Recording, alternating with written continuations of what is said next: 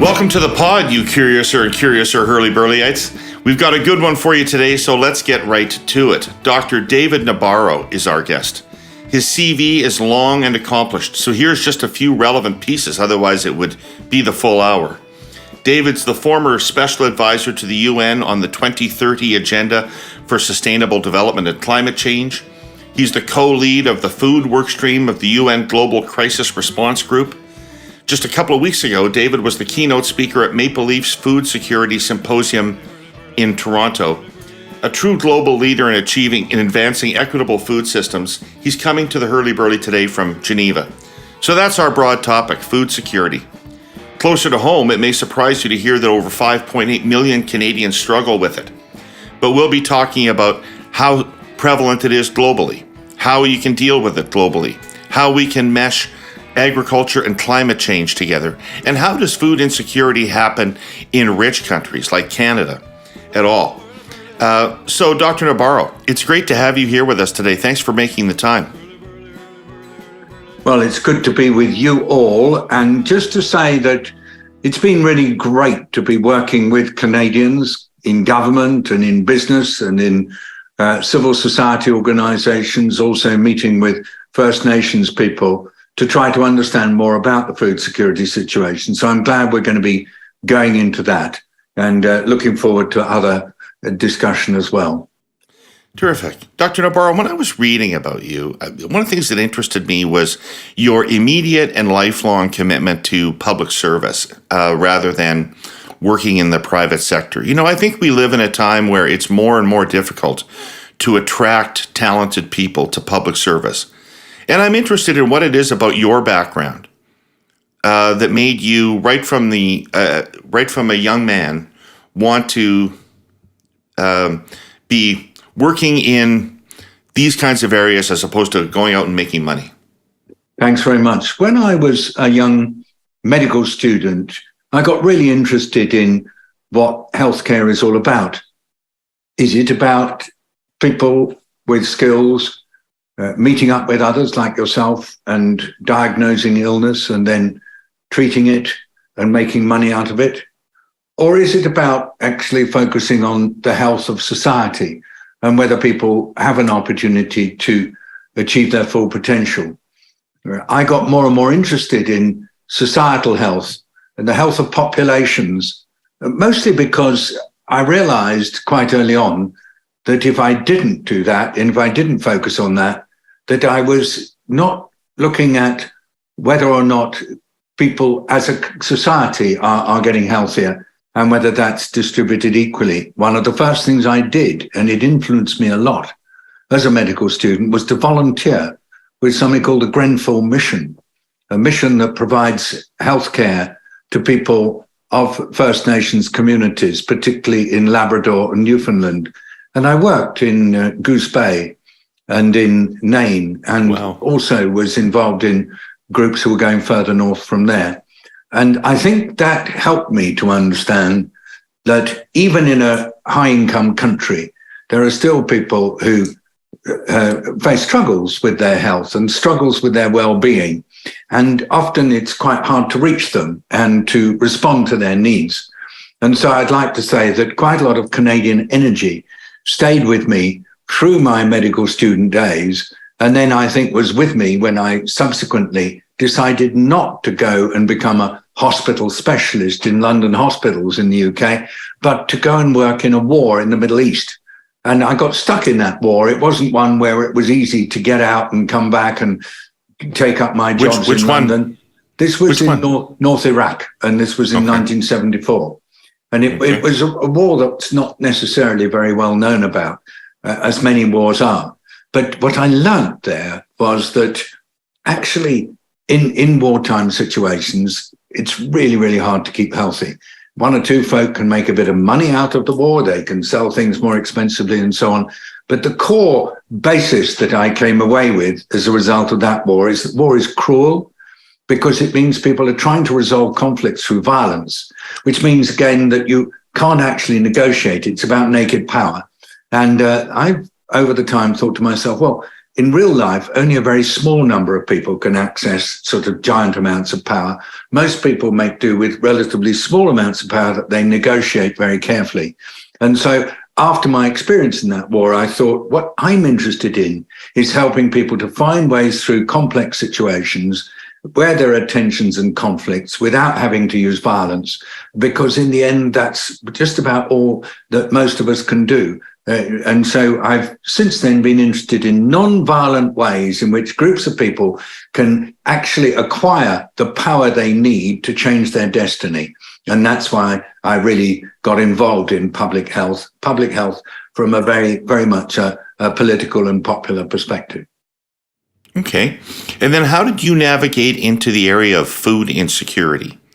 When I was doing my early public health work, whether it was in the Middle East war that I was in or more after that, working in villages in Nepal, Bangladesh and different parts of India, what did I really learn there? I learned that actually people's health, their ability to not have disease, their ability to live long and achieve their potential depends as much on whether they can access clean water, whether they can access nutritious food, whether they can have decent, secure places to have shelter and to rest, at least as much as whether they can access health services. So being able to see the doctor when you're sick is important, but also the food, the water, the shelter, and frankly also peace and security are vital determinants of whether or not people are healthy.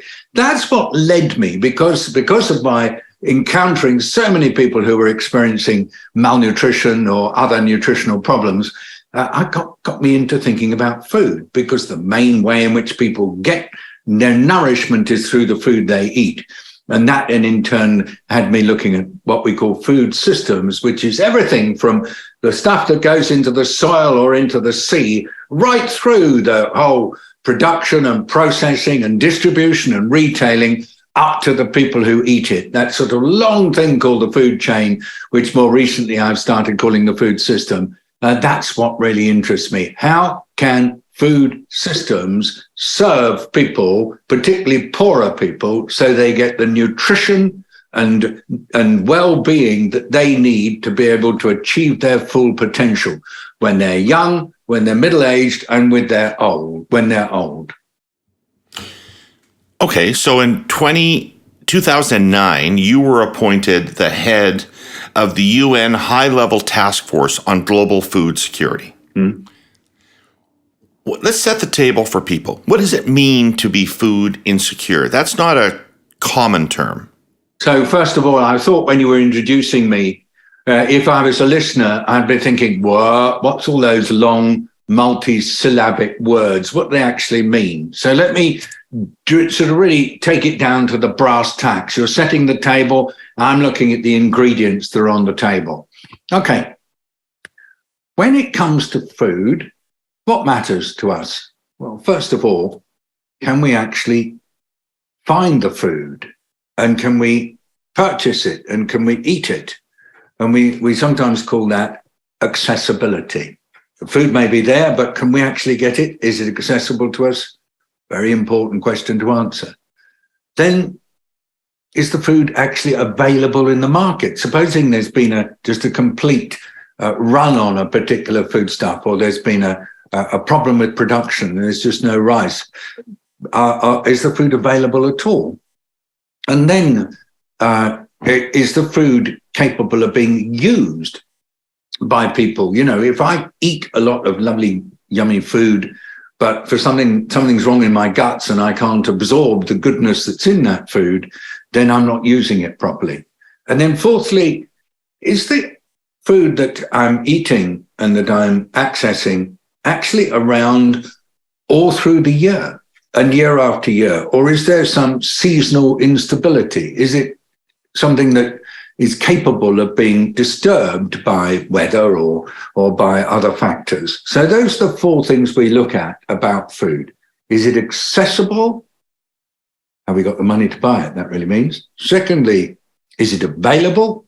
Is it there at all? Thirdly, is it used properly? So that means when we eat it, does it actually make us strong and good and full of energy?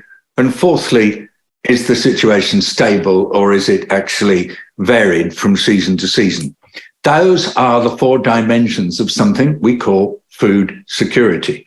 And if you want a simpler way of saying it, just simply, do people have the food they want when they want it? If yes, tick, that's a very good thing. It means they can get on with their lives. If no, that is an absolute misery because it leads to hunger. And it leads in the very extreme to people actually even starving.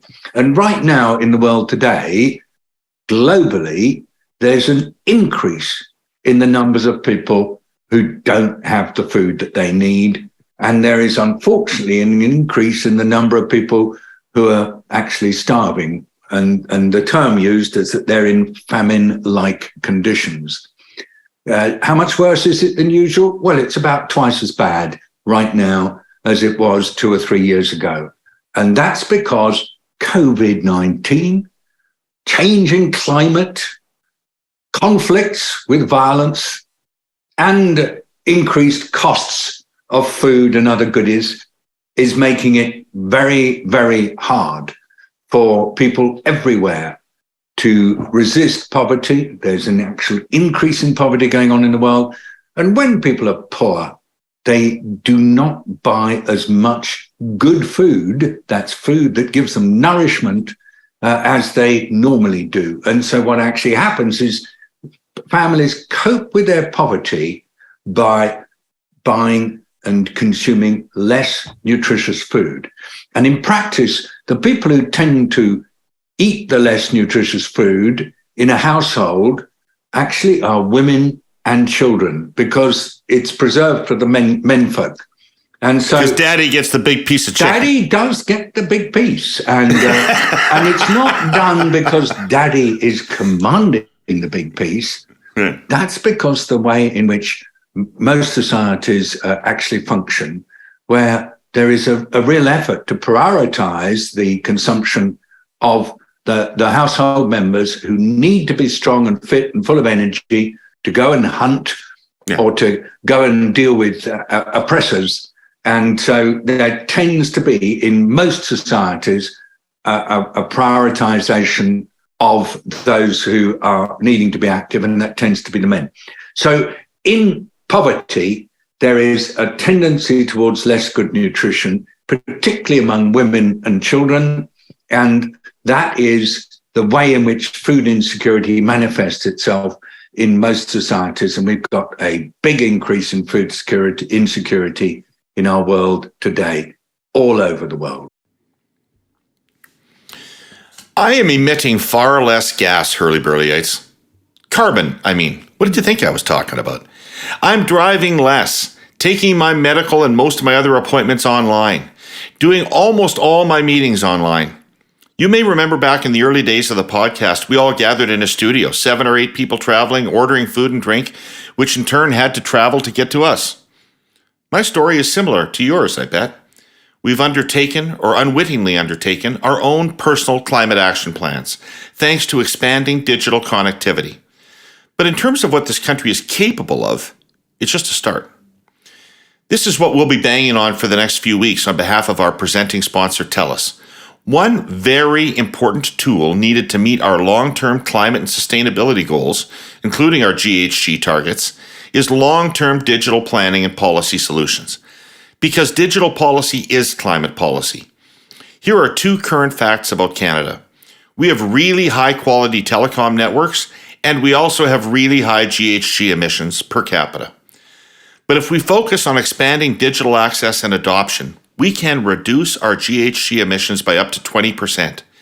That's 40 to 60% of our Paris targets, according to an independent report from Farpoint. As it stands now, digital policy isn't even hinted at in the climate action plans of any G7 country, including Canada, which Telus optimistically reads as this: by fully embracing digital policy as climate policy, Canada can lead the entire G7 and OECD in climate action. It's a pretty enticing prospect, wouldn't you say, Herle Burlyites? If you want to learn more, including how to support this kind of thinking, Go to telus.com/digital policy for climate. So let me ask you sorry for the language, let me ask you an asshole question here. Mm-hmm. We're all growing up on ads about famines, TV ads about children starving in Africa. Famines. And you see images of children starving to death. You are not describing starving to death. You're describing something different. You're describing food supply that's inadequate in some way. And it feels like kind of a slippery definition. How concerned about this should I be? Well, let me just tell you how concerned I am, and then that might help you to decide, because this is a super important question that you've asked me. How concerned am I? Well, I'm a public health doctor, which means I'm concerned about the health of populations.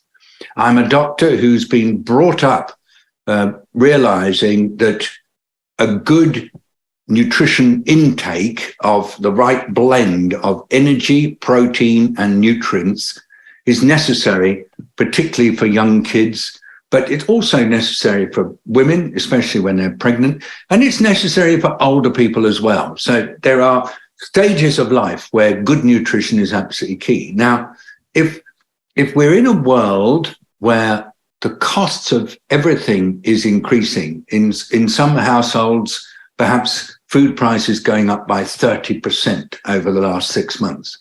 If we're in that situation, the most immediate consequences will be less good food being eaten, but also less money being spent on health, less money being spent on education, less money being spent on shelter, less money being spent on anything that's considered perhaps a bit luxurious. This is bad. And how many people are being affected? Answer: tens of millions of people are going into deeper poverty right now as a result of the rising cost of living, which is due to these many different shocks that have been happening over the last 2 years. I think it's the most serious situation that the world has been in, really, since I started practicing medicine. That's 45 years. And I think it's worrying because there's no clear sign of where the end is.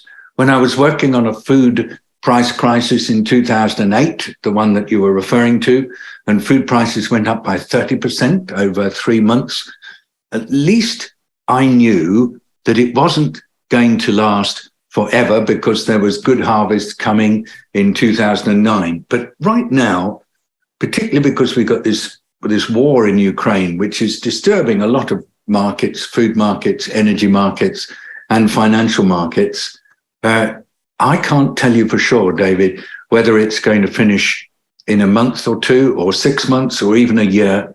And that, I think, is a cause of concern. And who am I concerned about? I'm concerned about poorer people everywhere. Poorer people in Canada, the 15.6% of Canadians who are classed as food insecure. Poorer people in middle-income countries like India, where there are hundreds of millions of people who close to or below the poverty line who are going to get into greater difficulty. And then poorer people in the low-income countries of the world, particularly in the Horn of Africa and the like. And so this is a crisis for poor people everywhere, and they are not able to get the nutrition they need. And that's actually going to lead to essentially a fragmentation of our world. You see, there are people who can get what they need, people like you and I. We can get the food we want. We can go out to dinner. We can have nice stuff. We will complain about the fact that the price has gone up by 25%, but we can cover the costs.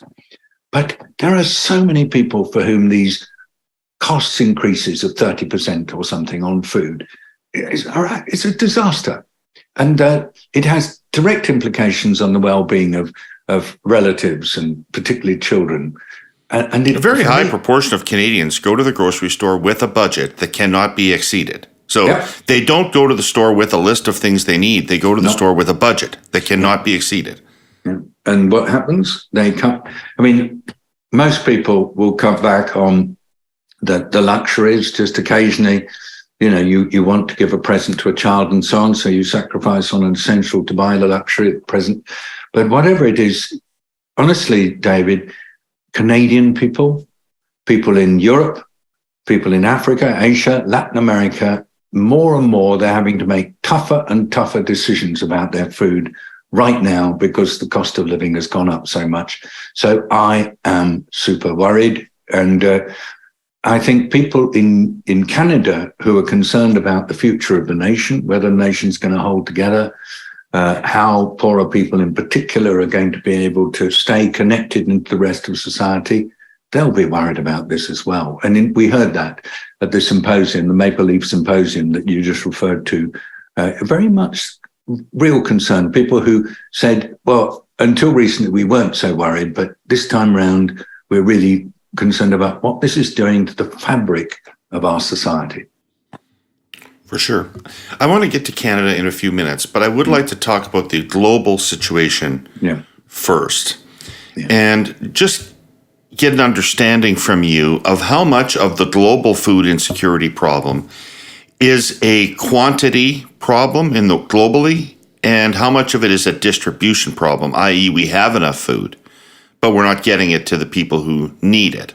So is it that we don't have enough, or we're not getting it to the right people? And I presume it's both, but I'm interested in what's the prime driver. Well, thank you, David. My quick answer is that in our world today, there's not an absolute shortage of nutritious food.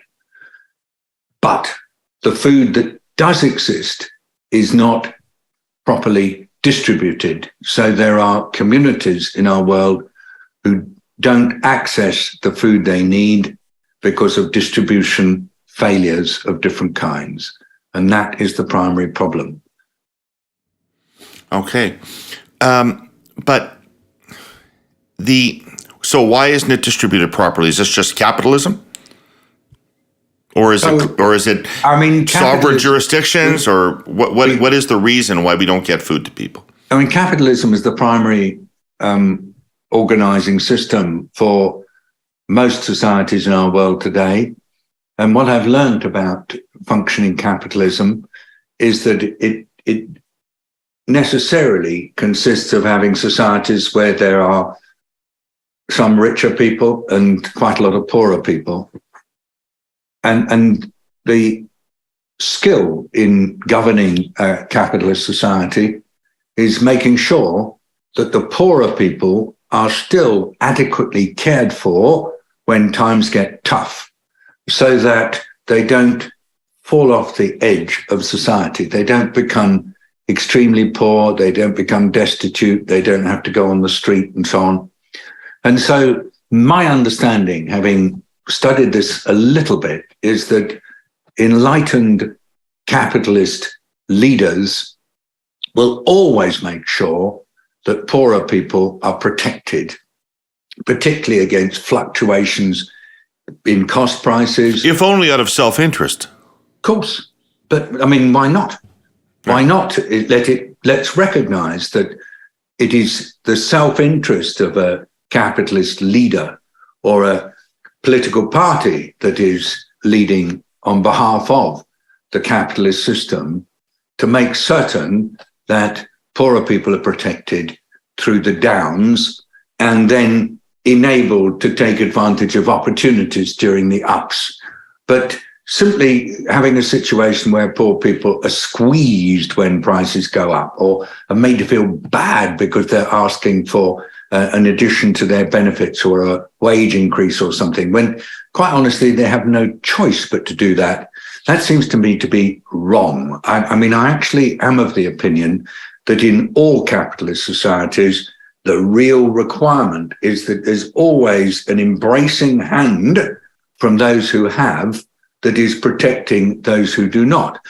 There will be some who say, well, that's not good enough. We want to have structural change so that more wealth actually is moved to poorer people. Well, that's a political decision within the country. But as a principle, I think that it is essential that care is taken to protect poor people in any society. I'm very impressed that the Michael McCain, who I was visiting at Maple Leaf Foods recently, has a similar view. In fact, I didn't know he had before I met him and started expressing. He's a modern capitalist, yeah. He does seem to have a very enlightened approach to capitalism. And I think this is important. So my conclusion is going to be to say to you, any modern advanced society does need to put in place the wherewithal to properly protect people. And that doesn't just simply mean opening more food banks. It does mean making certain that there is autonomy, or a better word, even agency and sovereignty on the part of local communities, so that they can organize their food affairs, and so that they are not all the time in a situation where they feel that they're being disadvantaged because they're at the wrong end of the income spread.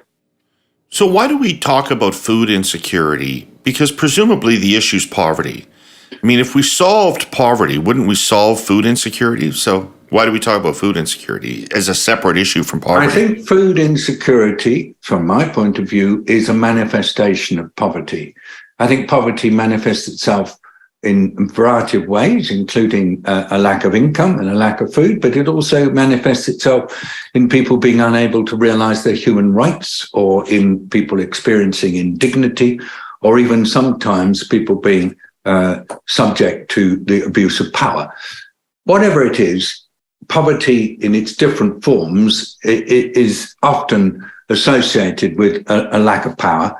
And within that, the lack of power to access the food you need can be particularly serious. And I'd rather say, let us have an approach to poverty that looks at the multiple dimensions of that poverty and tackles those dimensions actually head on. You won't deal with food insecurity if you don't see food insecurity as a problem. So why not say, as one of the manifestations of poverty that need to be tackled is food insecurity, and then put in place the necessary steps to deal with it, which must be designed in discussion with the people who are affected by food insecurity, so that you understand what the issue is, and the interventions need to be placed in context. It's no good having one set of interventions for people in Nunavut and another set of interventions for people, and the same set of interventions for the people in Toronto. You've got to adapt to the local circumstances. And what we learned at the symposium that I was at 2 weeks ago, there's an awful lot of advantage if it's done in consultation with and in partnership with the local community, rather than with interventions imposed from outside. I want to talk a little more about supply chains. Yes, I know, but bear with me. This is actually pretty interesting and really important. As I said last week, our domestic supply chains work very well indeed, especially when compared to the fragile overseas networks we've become addicted to in the past 50 years or so. But our domestic chains are still, chains. All the links have to work. To use another analogy, it's like dancing. If everybody's in step, it's a beautiful thing. If not, it gets awkward. Anyway, our sponsor CN leads the dance in Canada. It's been taking a back-to-basics approach, punctuality. The dance has to start on time. If the train leaves on schedule, then connections can be made on schedule. And that's been happening. This is peak grain season, and CN has been moving record amounts of grain out of Western Canada. The thing about a train, though, is it has to be unloaded. Grain has to be transferred into seaport terminals for loading onto ocean-going ships bound for Europe or Asia. If the boat's not in place and ready to accept the cargo, the terminal fills up, and there's nowhere for the next train to unload. Don't forget, this is peak grain season. Millions of tons are shipping every week. Think of the Port of Vancouver as a gigantic spigot at the end of a pipeline. If it can't disgorge, everything stops. And that is happening from time to time nowadays. It's nobody's fault. Sometimes ships are delayed by storms at sea, and Vancouver being Vancouver, it rains from time to time, and for reasons that should be obvious, you cannot load grain in heavy rain. For the record, CN is moving grain as fast as the supply chain can digest it. Does Canada need more terminals and container capacity? Oh, yes, it does. Because, cargo has to move. When you talk about there being enough food in the world for everybody, it's just a distribution problem. Yeah. I presume that you're talking about that you assume changes in diet to make the food stretch over everybody. My understanding is that in this remarkable success of globalization that people talk about the raising of millions of people around the world out of poverty and on the road to being in the middle class in Asia and other places, that as they move up the income scale, their dietary demands change. And they want to eat more meat. and they want to have diets that are similar to my diet as people get money. Yeah. And that diet, my diet spread globally, is unsustainable. Probably is. I don't know what you eat, but let us assume. Well, it's not lentils.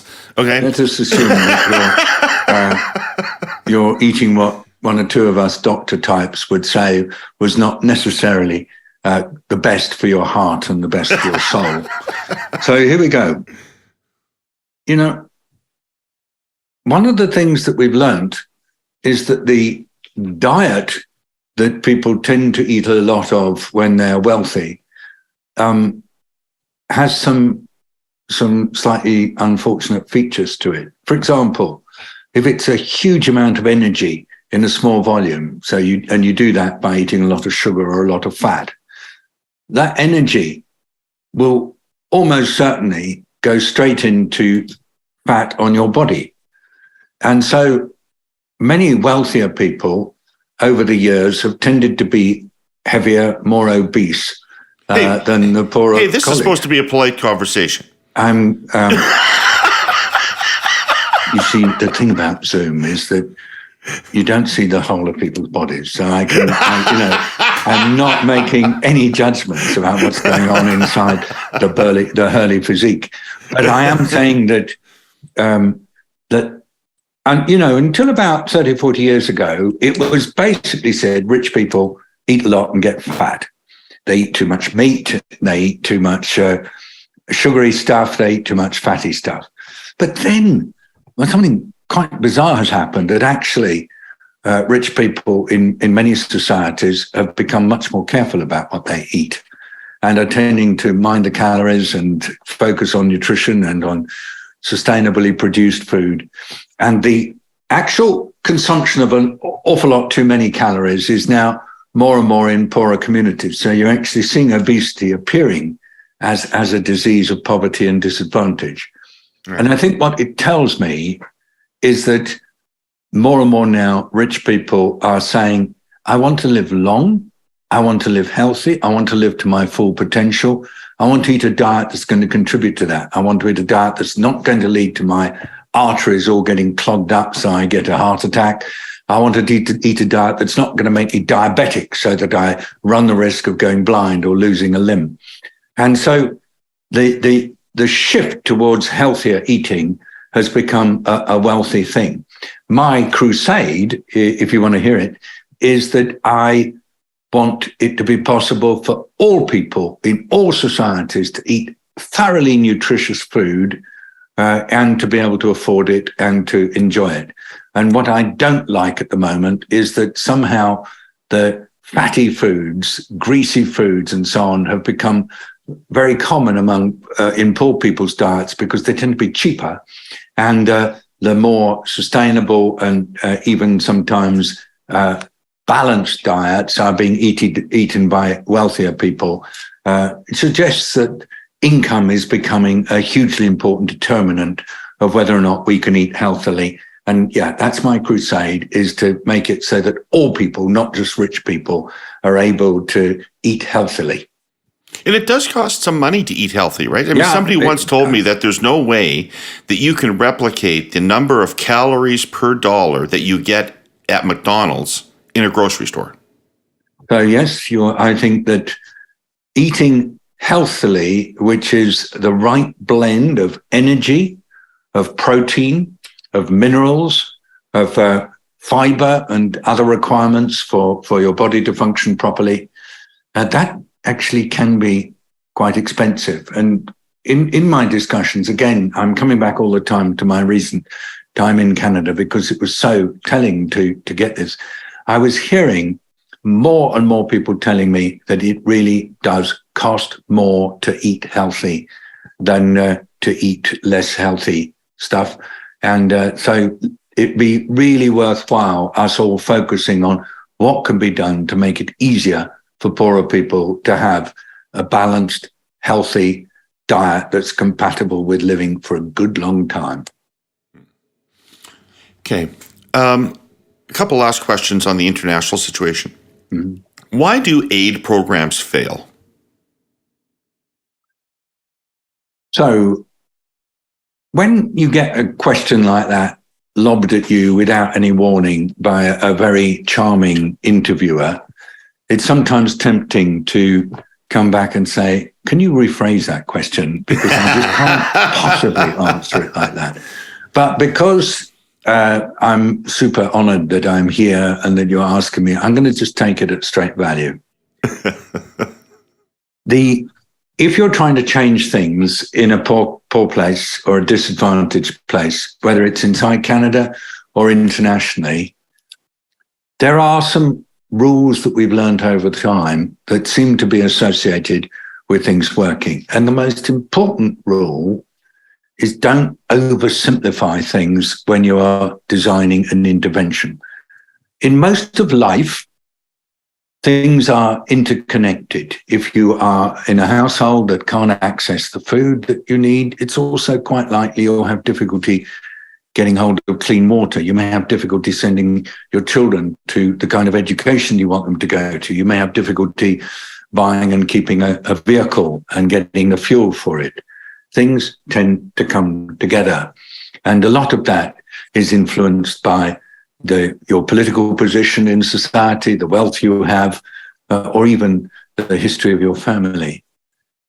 If you're trying to help somebody come through that kind of difficulty, it's necessary to understand the interconnections in their life. It's necessary to connect with them and work with them and get them to help you decide what will enable them to come out of their poverty and disadvantage situation. If you do it from the outside with your own prescription as the aid worker, you'll quite likely get it wrong. You may not like what happens when you get talking to the people you're trying to help. They may tell you things that actually make you feel deeply uncomfortable, but it's much better to start from where people are at rather than start from where you want them to be, and to design your help, whether it's aid or whatever else, with them at the center of the design process. You don't design for them, you offer them the resources, they design, they implement, you support. It's very difficult to do.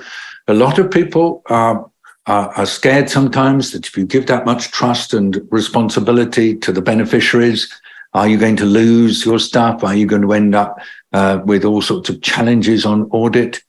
I belong to that community of people who believe that when there's a question, let it go. Give it to the others and just be alongside them and accompany them while they use the aid, while they use your support, while they use your encouragement.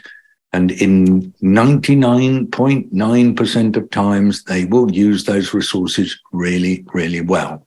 In my experience, aid works well when it's the people themselves who are deciding what to do and the aid workers are accompanists.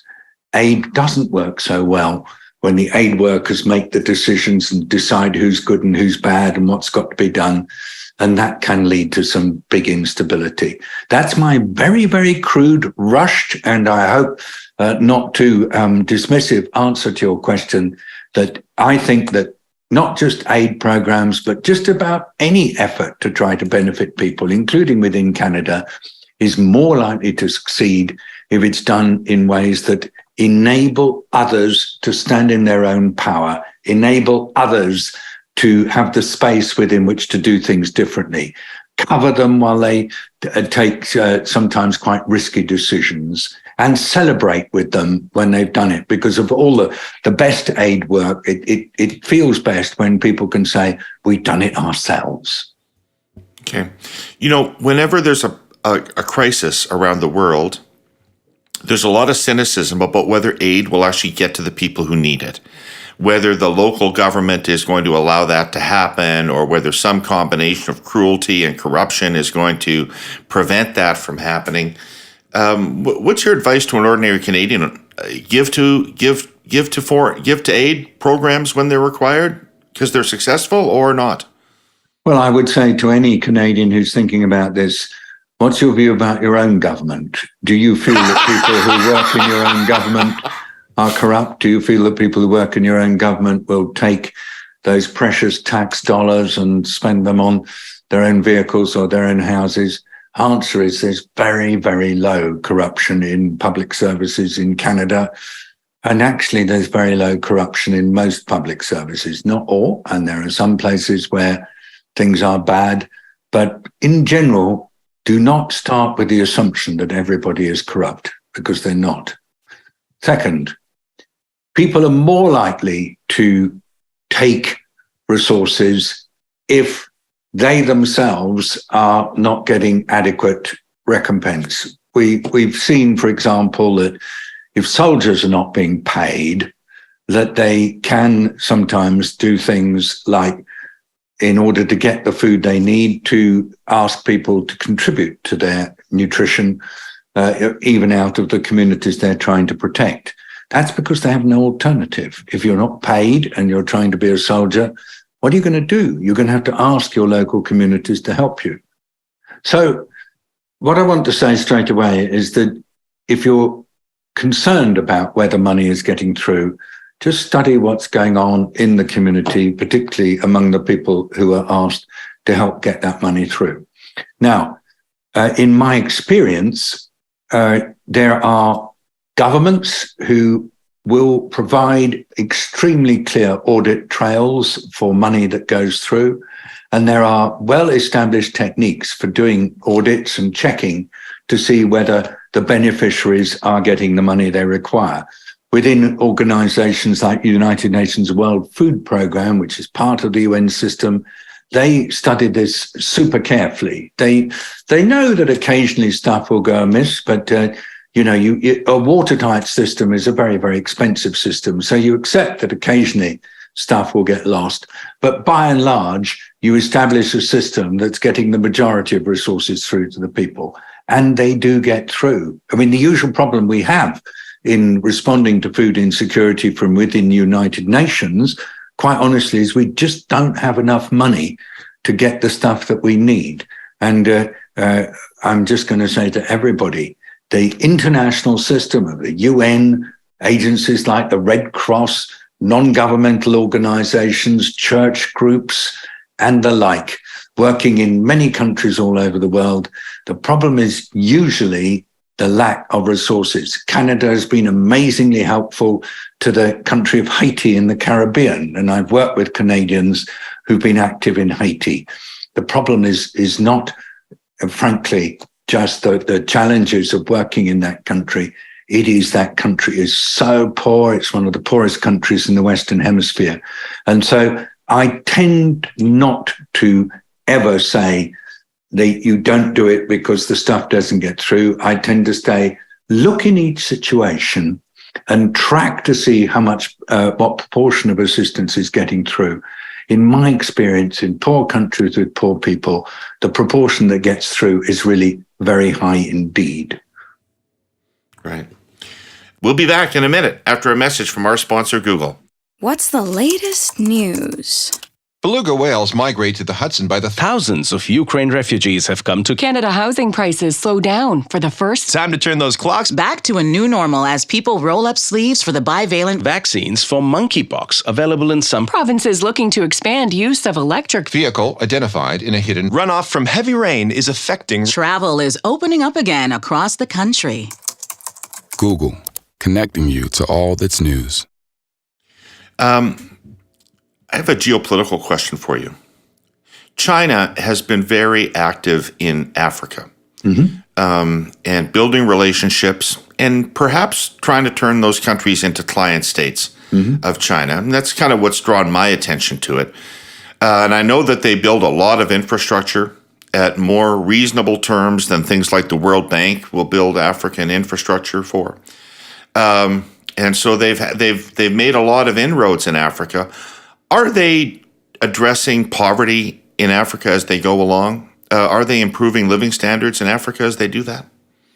Well, first, if people in poorer countries are going to have better living standards, there is a need for infrastructure, roads, rail, storage places where essential food and other things can be kept.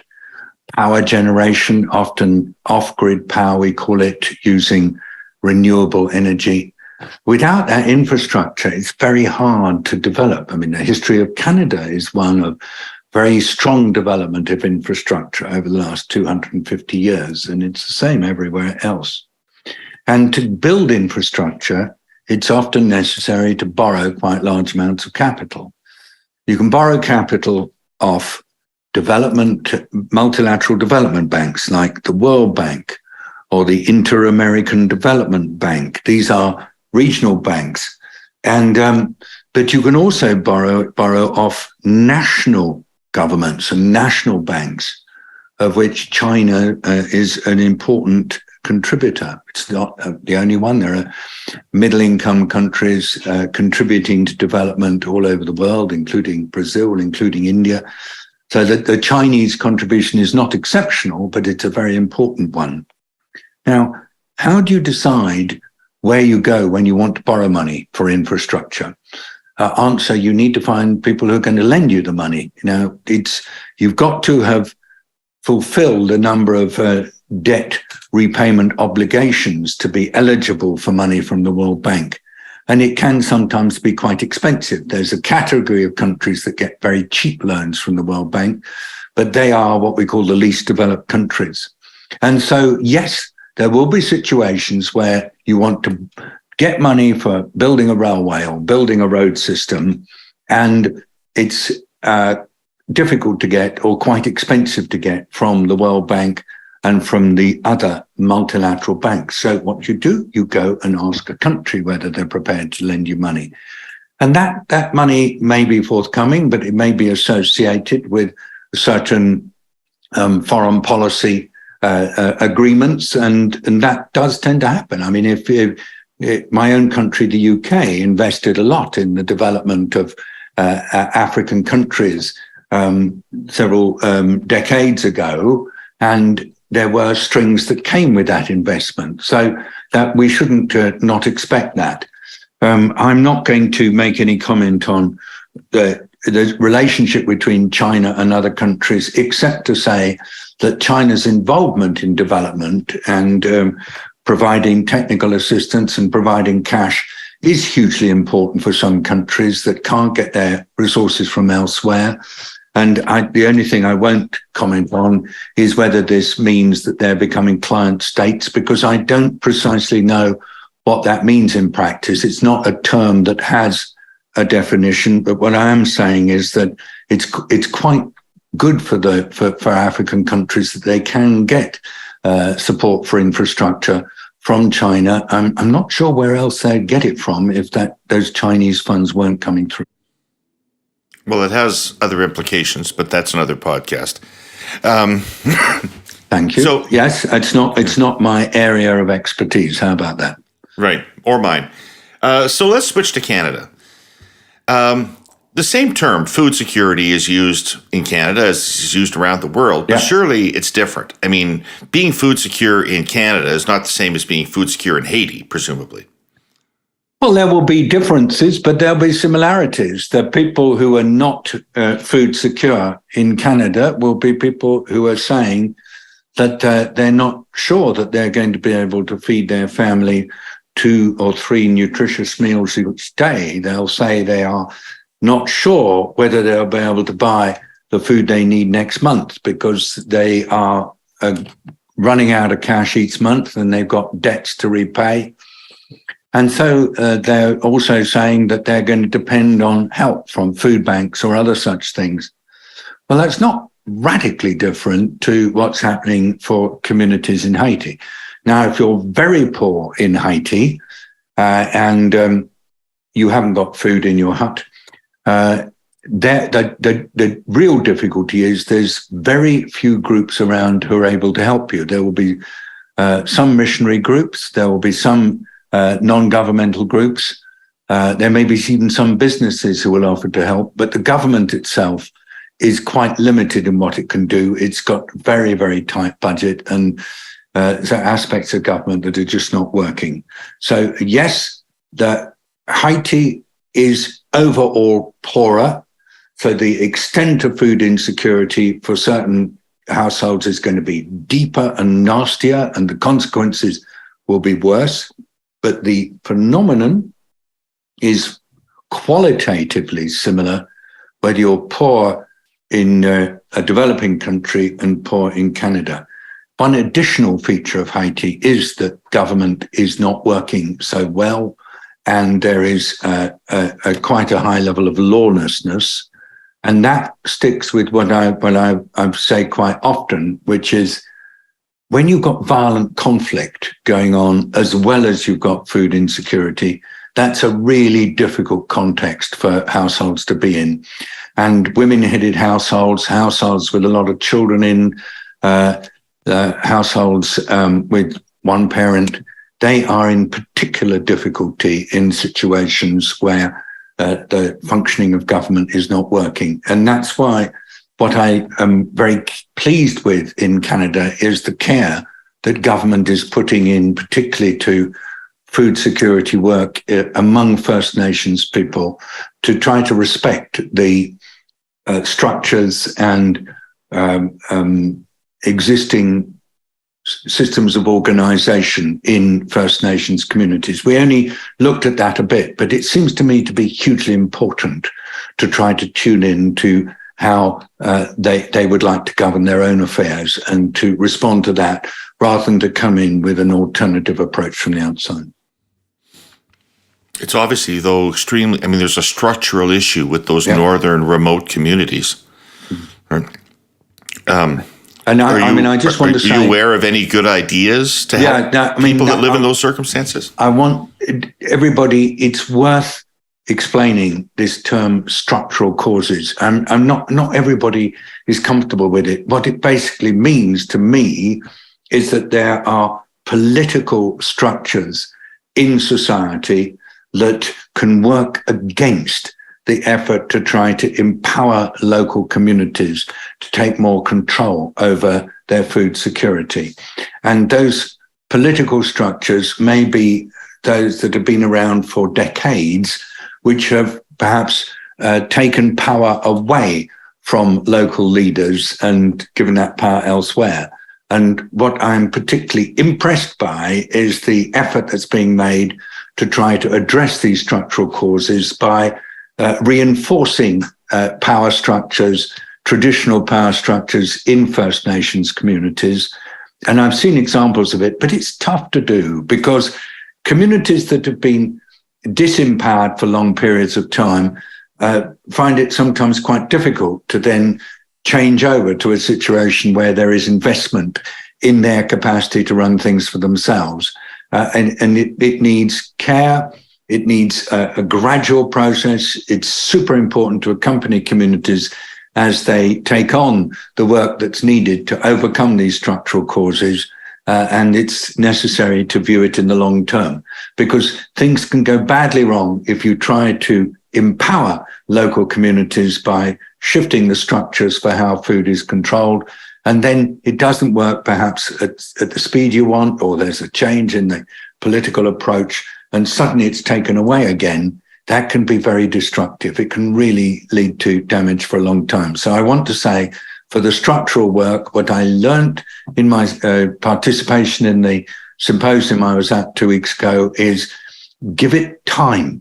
Don't rush it and make certain that you're accompanying local leaders as they take stuff on and give them the space and the autonomy and the sovereignty to be able to do this for themselves.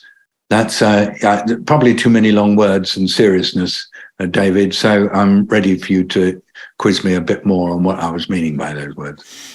No, it's just, it comes down in certain circumstances to money, though, for these northern or very, very remote communities. I mean, my sister worked at a indigenous reserve that has no road to it. Yeah, that's why I said infrastructure matters.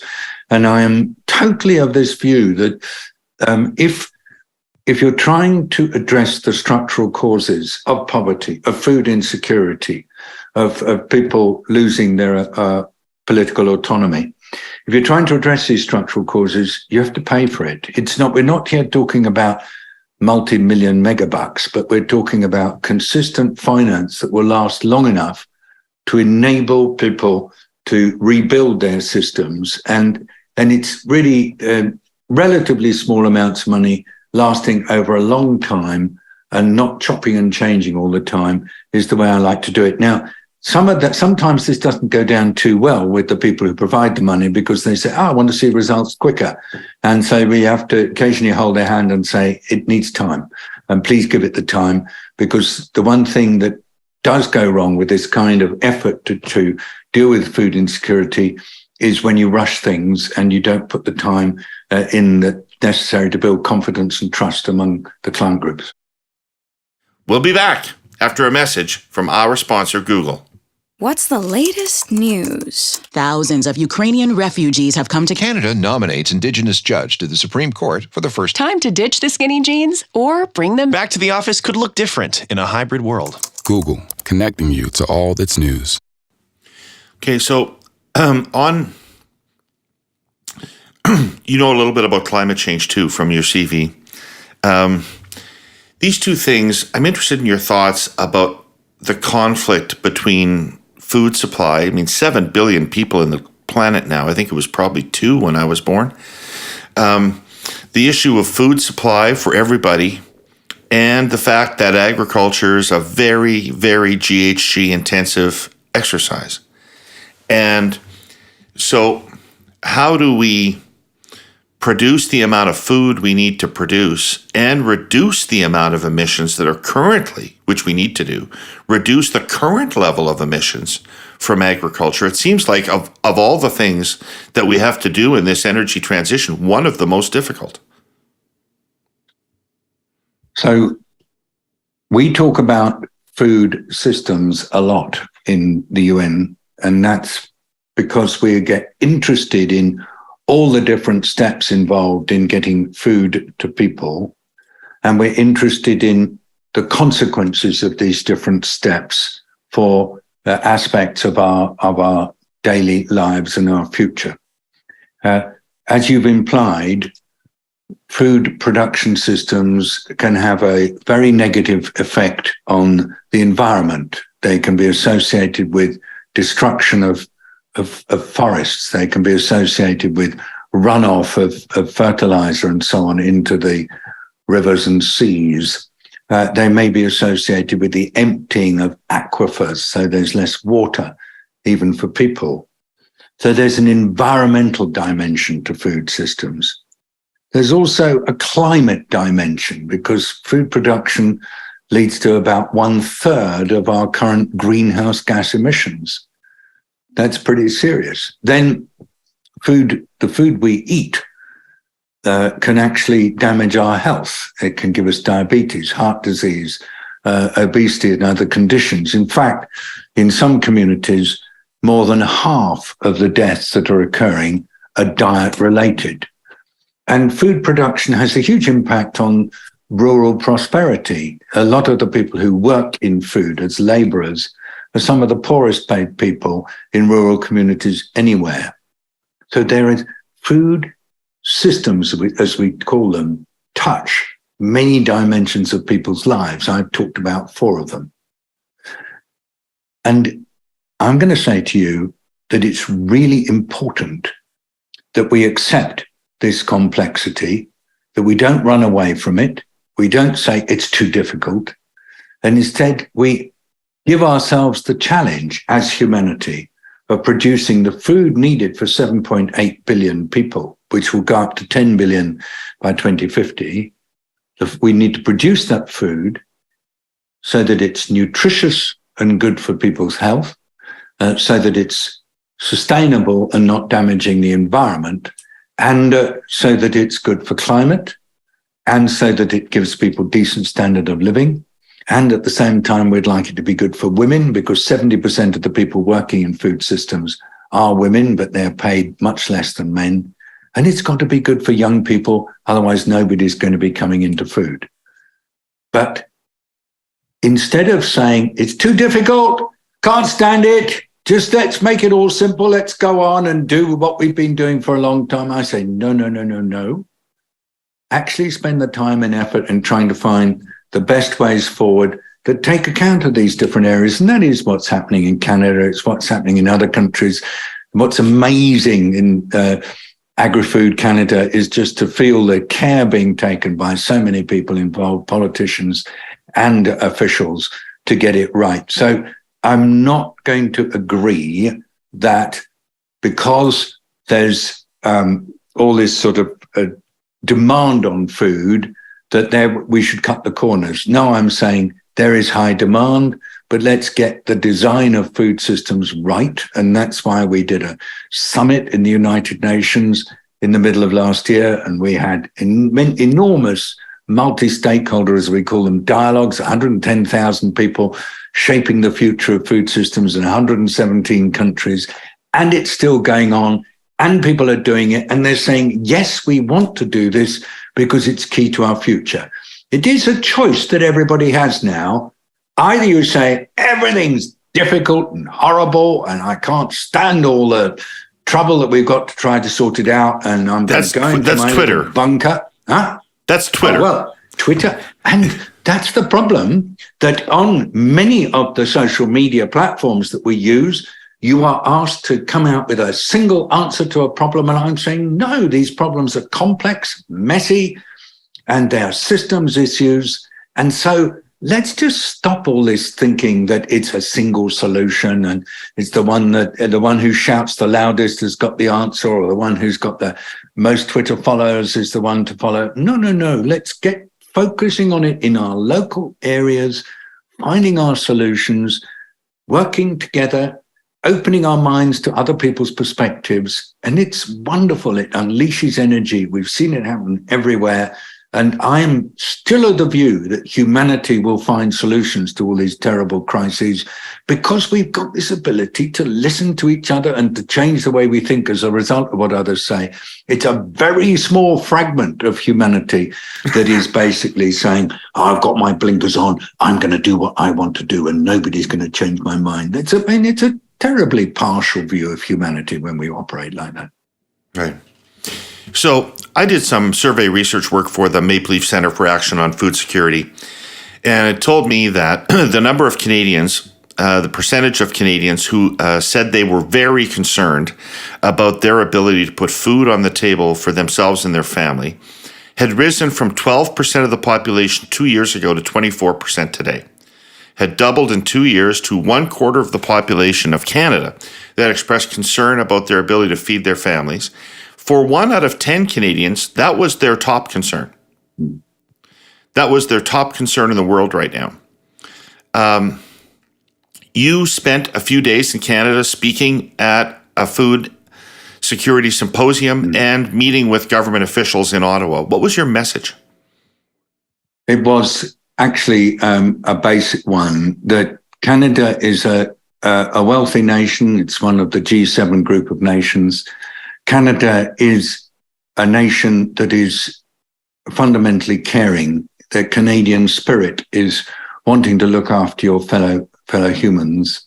And Canada's got the depth of capability in the business sector, in the civil society, in the academic sector, and in local government as well as national government, to be able to solve these issues. So it was just a simple message, which was, you can deal with this. And please go on doing what you are doing, which is connecting with each other to do it. Just try to resist the temptation to dismiss others and to look for simple, single solutions. None of this stuff is easy to solve. And the best way to deal with it is everywhere to bring different stakeholders together and to work on this as a collective issue.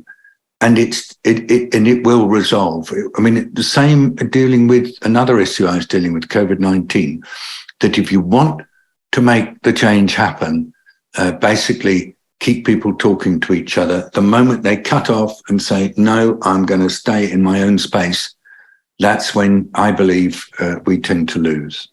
Right. Great. Well, thank you. Thank you so much. I just have one quick thing on a do you have a hard stop? You got to get out of here? Yeah, I have a hard stop, but I know that you're going to not let me stick to my hard stop. I just want one question for you. Yeah. Just one question for you. The World Health Organization, because you have experience on COVID and you've worked closely with the World Health Organization, and at least in Canada, I can't speak for anywhere else in the world, I think the credibility of the World Health Organization took a real hit in COVID. Suspicions about its lack of independence from China, suspicions about delays in reporting to the rest of the world, perhaps some bad advice initially. It seems highly unlikely that COVID was the last pandemic the world will face. And we need a World Health Organization that is both robust and trusted around the world. Should we trust the current iteration of it? And if not, what changes are required? Thanks very much. The World Health Organization works under direct supervision from the member states that own it. And these are 193 countries in our world, including Canada. And I think that the world gets what it wants when it comes to this governance structure. I mean, the international health regulations, which determine the rules under which WHO declares whether there's a public health emergency, were negotiated by the owners of WHO in 2005.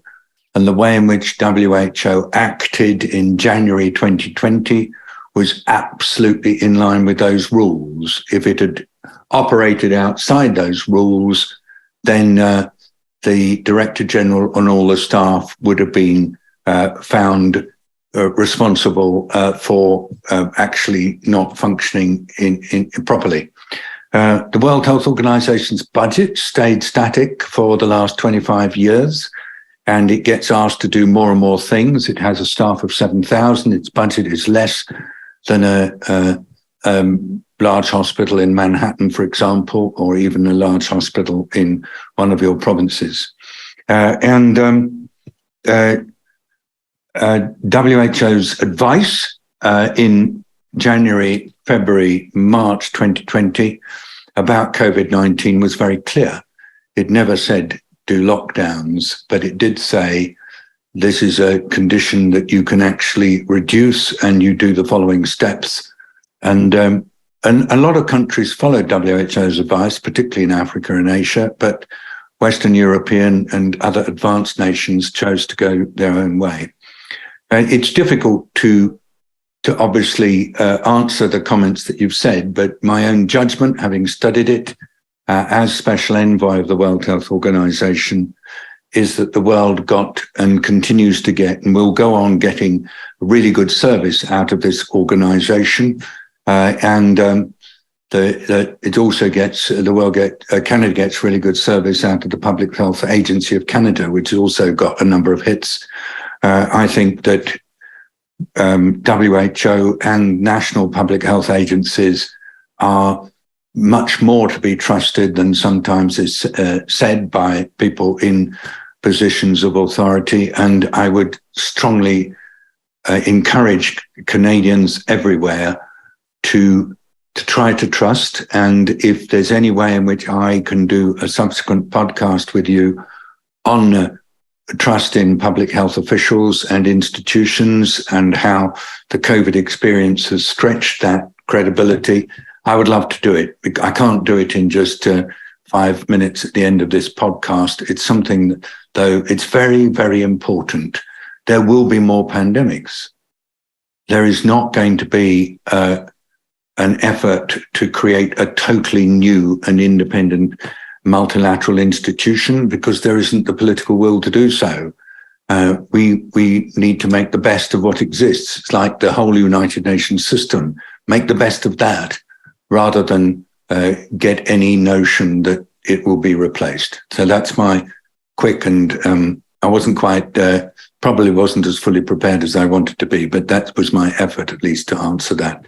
No, it's great. And your offer of a follow-up podcast actually sounds really interesting because it's a huge topic. And I will take you up on that. Okay. In the meantime, I'm going to let you go. I'm so grateful for your time. I'm so grateful for your time. The world awaits you, but you gave us an hour to talk here today. I need to thank our presenting sponsor, Telus, and our sponsors, CN and Google, and everybody who watches or listens to this podcast. A real privilege to be able Thank to you. listen to your words of wisdom, Dr. Nabarro, and thank you very much. Take care. Best wishes to all listeners. And if there's any way, if you want to follow up with David and then with the other David, that's me. I'm about one of the most easily accessible people in the world. Just Google my name and email addresses flash up all over the place. Let's stay in touch. Thank you all. Bye-bye. Thank you. Take care, David.